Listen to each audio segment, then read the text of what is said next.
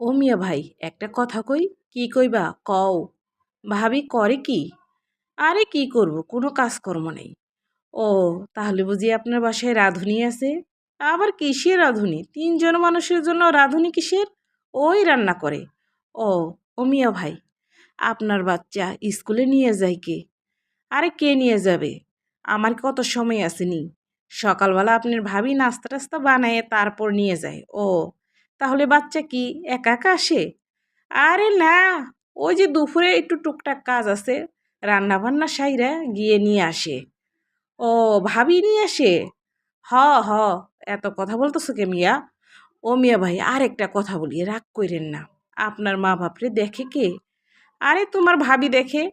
ও মিয়া ভাই, আরেকটা কথা কই, একটু রাগ কইরেন না।